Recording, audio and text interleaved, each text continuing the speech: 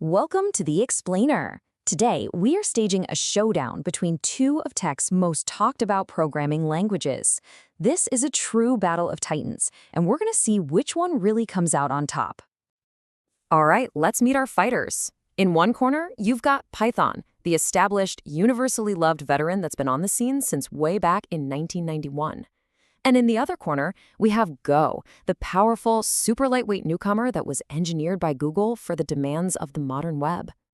You know, Python's popularity is, well, it's just undeniable. If you look at Stack Overflow's huge developer survey, it's sitting right there at the #1 spot, the language developers most want to work with. Now, this isn't just hype, it's a real testament to its power and its developer-friendly design, which really solidifies its status as the reigning champion. But hold on, don't count the contender out just yet.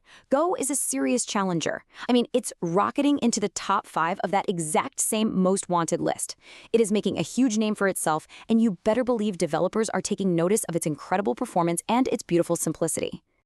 Okay, so let's really dive into this, because despite this whole rivalry, both of these languages are actually built on a shared core philosophy.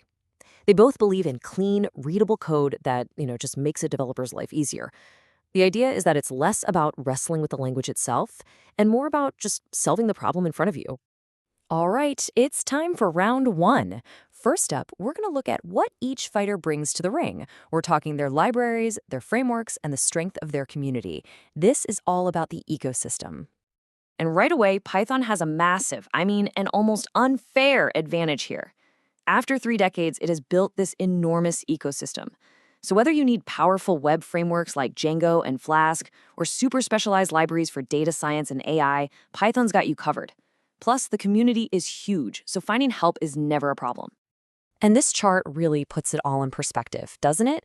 Python's support system is just vast and incredibly mature.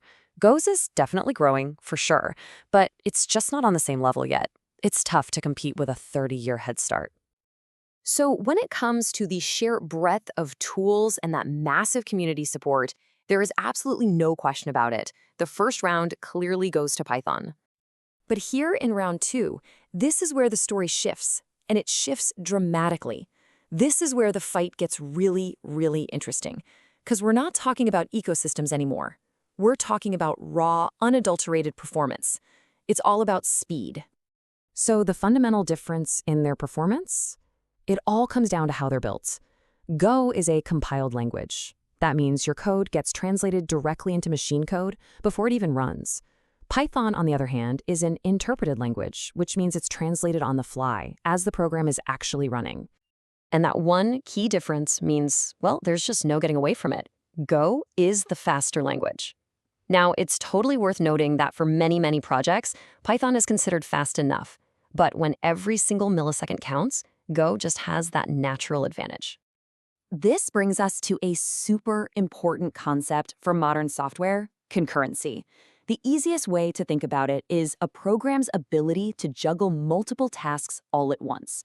In our modern world of multi-core processors, this is an absolutely critical feature for building high-performance apps. And here is where Go really shines. It was designed for concurrency right from the ground up. It has built-in support through these incredibly efficient things called Go routines. They're super light on your system's resources. Python, it can handle concurrency, but it has to pull in external libraries, and it's just not as efficient. So for its raw speed advantage as a compiled language and its native, just elegant handling of concurrency, Go is the decisive winner of the performance round. What a powerful comeback from the contender. Okay, so we're all tied up at 1-1, which brings us to our final round. And this one isn't about the machine, it's about the person sitting at the keyboard. How does it actually feel to write code in each language? This is all about the developer experience. So Python uses something called dynamic typing. What does that mean in simple terms?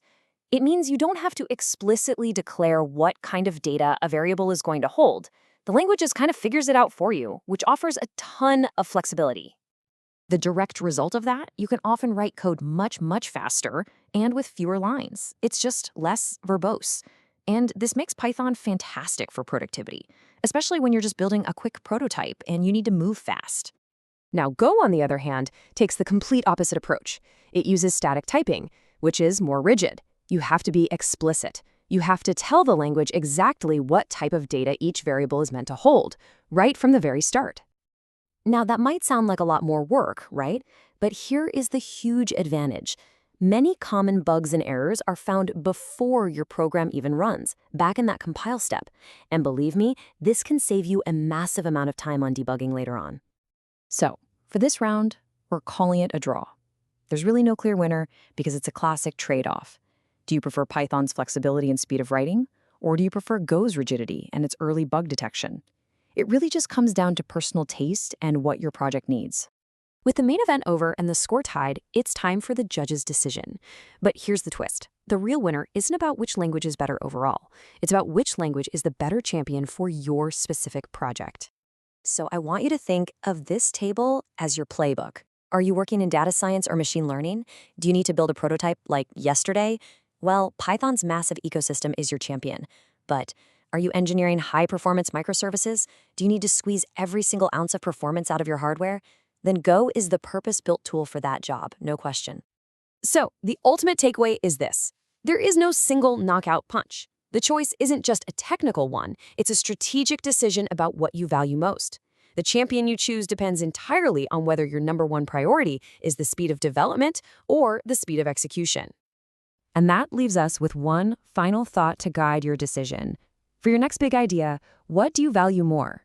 The champion's deep, versatile toolbox, or the contender's lightning-fast, raw speed? The choice is yours. We'll see you next time on The Explainer.